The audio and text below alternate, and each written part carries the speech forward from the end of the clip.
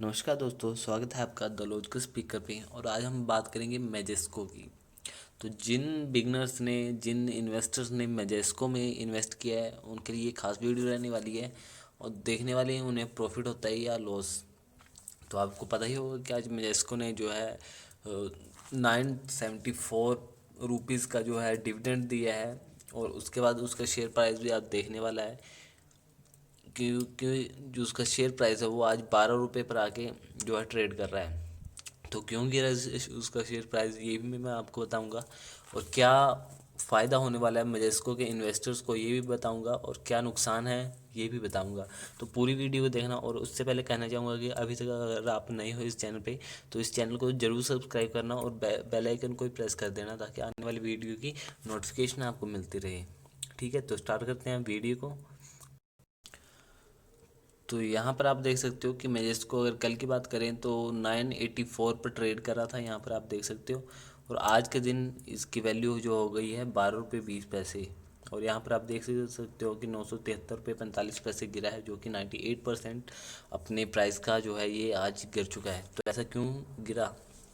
तो पहले मैं बताऊंगा कि डिविडेंड क्या होता है। डिविडेंड होता है कि जो कंपनी अपने लाभ में से कुछ परसेंटेज जो होती है डिविडेंड देती है अपने इन्वेस्टर्स को, जिन्होंने उसके कंपनी के शेयर खरीदे होते हैं। ठीक है, बात करूंगा कि कोई कंपनी है जो 100 रुपये पर ट्रेड कर रही है। ठीक है, उन्होंने अपनी जो है डिविडेंड देने का प्लान बनाया और उन्होंने कहा कि हम 5 रुपये का जो है डिविडेंड देंगे अपने इन्वेस्टर्स को, जिन्होंने हमारे शेयर खरीदे हुए हैं। ठीक है, तो उसके एक्स डेट को जो कंपनी है उस शेयर प्राइस में से 5 रुपये कम हो जाएंगे।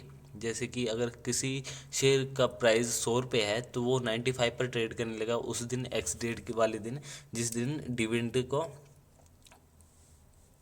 देने का जो एक्स डेट होगा उस दिन।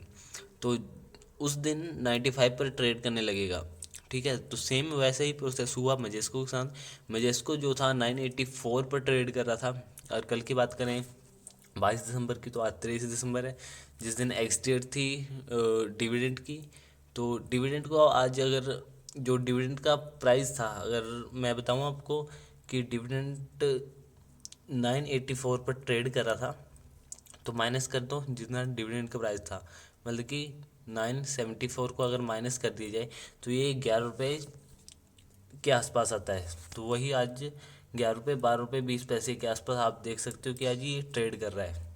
ठीक है, तो जिन इन्वेस्टरों ने इनमें इसमें इन्वेस्ट किया था उनको तो पता ही लग गया होगा। और जिन इन्वेस्टरों को ये नहीं पता था कि हाँ ऐसा भी कुछ होता है, तो ये भी बता देता हूँ मैं कि ऐसा होता है। बाकी शेयरों में ये देखने को नहीं मिलता है, क्योंकि उनका डिविडेंड 5 रुपये 7 रुपये 8 रुपये इतना होता है। ये ज़्यादा से ज़्यादा 20 रुपये होगा। अगर 2000 का शेयर होगा, 20 रुपये का डिविडेंड होगा, तो उस दिन वो 20 रुपये गिरेगा। तो 2000 का शेयर है, 20 रुपये गिरा, तो उसकी वैल्यू हो गई 1980 रुपये। ठीक है, तो इसमें पता नहीं लगता, क्योंकि 20 रुपये 21 रुपये इतना तो शेयर में जो अब बात करोगे तो इसमें इतनी तो वॉल्टिलिटी होती है हर एक शेयर में, तो उनका पता नहीं लगता। पर इसने जो था 974 रुपये का जो डिविडेंड देने का बोला था, वो आज दिया। तो फाइनली प्राइस कोई 10-12 हज़ार पर ट्रेड नहीं कर रहा था, ये कर रहा था 984 रुपये पर। तो 984 रुपये में से 974 रुपये को अगर माइनस कर दिया जाए, तो ये 11 रुपये या 12 रुपये बनता है। ठीक है, तो उसी पर आप देख सकते हो क्या ट्रेड कर रहा है। तो इतना बड़ा डिविडेंड देने के पीछे कंपनी का क्या मकसद था, ये तो कंपनी ही जान सकती है। पर ऐसा रूल होता है कि मैंने आपको जो बता दिया कि उसमें से प्राइस, जो शेयर प्राइस चल रहा था, उसमें से जितना डिविडेंड होता है वो पर शेयर प्राइस जो होता है माइनस हो जाता है। ठीक है, अब बात करूंगा एक कॉमन क्वेश्चन की। अगर कोई इन्वेस्टर कहता है कि अगर उसका शेयर प्राइस 950 रुपये होता और वो 974 रुपये का डिविडेंड तो देता, तो क्या होता? ठीक है, तो अगर वैल्यू के हिसाब से देखा जाए, तो अगर 950 रुपये किसी शेयर का प्राइस है और उसमें माइनस 974 रुपये किए जाए, तो ये 24 रुपये, जो -24 रुपये आते हैं वो होता है। तो क्या माइनस में शेयर जा सकता है कोई? जी नहीं, माइनस में शेयर कभी नहीं जाता। उसमें ऐसा है कि उसमें एक आर्टिकल है जो कि हमारे एक्सचेंज द्वारा बनाया गया है कि उसके हिसाब से, अगर आर्टिकल के हिसाब से देखा जाए तो अगर किसी शेयर के साथ ऐसा होता है तो वो अपने फेस वैल्यू पर ट्रेड करेगा। अगर मानो उसका फेस वैल्यू 5 रुपये है, हर शेयर का फेस वैल्यू होता है, तो मानो अगर उसका शेयर का फेस वैल्यू 5 रुपये है तो वो 5 रुपये पर आके ट्रेड करेगा, वो माइनस में नहीं जाएगा। जैसे कि अगर मेजिस्को की बात करें तो मेजिस्को का अगर फेस वैल्यू 5 रुपये है, तो अगर वो 950 रुपये उसकी शेयर प्राइस होता और 974 रुपये का डिविडेंड देता, तो -24 पर वो ट्रेड नहीं करेगा, वो फेस वैल्यू 5 रुपये पर ट्रेड करेगा, या 5 रुपये या 10 रुपये, जो भी उसका फेस वैल्यू होगा उस पर ट्रेड करेगा। ऐसा सेबी की जो गाइडलाइंस है वो भी कहती है, और ऐसा एक्सचेंज की जो आर्टिकल्स हैं वो भी कहते हैं। ठीक है, तो उस केस में फ़ायदा हो जाता है। अगर मानो कि 974 रुपये का डिविडेंड भी मिल जाता, और अगर 950 रुपये का अगर जो था शेयर प्राइस होता, तो आपको 24-25 रुपये का फ़ायदा हो जाता है, क्योंकि 974 रुपये तो आपको डिविडेंड आ ही गया, प्लस 5 रुपये का आपका शेयर प्राइस, उसको फ्यूचर में आपको बेच के वो 5 रुपये भी मिल जाते। ठीक है, तो अब बात करेंगे कि इन्वेस्टर्स को क्या फ़ायदा हुआ और क्या नुकसान हुआ। तो जिस भी बिगनर ने इसमें इन्वेस्ट किया था ये देख के कि 974 रुपये का डिविडेंड मिलेगा, प्लस मेरे को 984 रुपये का शेयर मैं इन फ्यूचर बेच के उससे फ़ायदा कमा लूँगा, तो ऐसा नहीं होता। ऐसा आप आगे से गलती आपसे नहीं होगी, क्योंकि ऐसा मैंने बोल दिया आपको कि ऐसा नहीं होता। जो भी डिविडेंड डिविडेंड का अमाउंट होता है वो डिडक्ट हो जाता है शेयर प्राइस में से। ठीक है, तो आपसे ये गलती इन फ्यूचर नहीं होगी।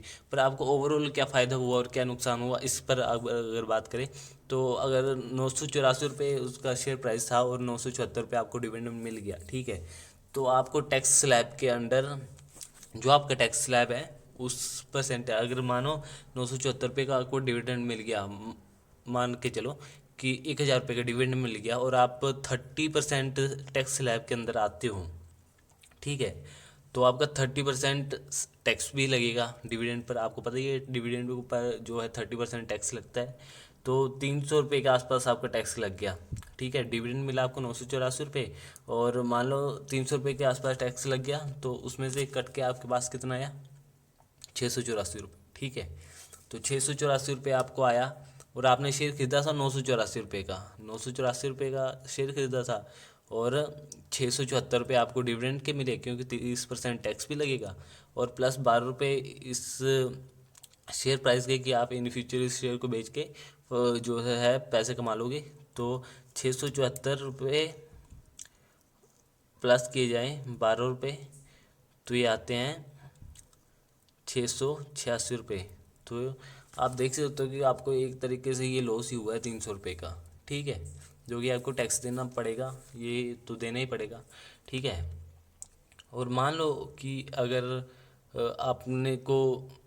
आपने इसमें शेयर में इन्वेस्ट नहीं किया था, किसी और अदर शेयर में इन्वेस्ट किया था, तो मान लो अगर 1000 रुपये का शेयर है, ठीक है, जैसे हम लॉन्ग टर्म इन्वेस्टमेंट करते हैं, ठीक है, आपको पता है मैं वीडियो बनाता हूँ लॉन्ग टर्म इन्वेस्टमेंट कैसे के नाते बनाता हूँ, क्योंकि इसमें टैक्स रिलैक्सेशन मिलती है, क्योंकि जो भी लॉन्ग टर्म गेन होता है उस पर हमें 10% का टैक्स देना होता है। ठीक है, चाहे आप किसी भी टैक्स स्लैब में आते हो।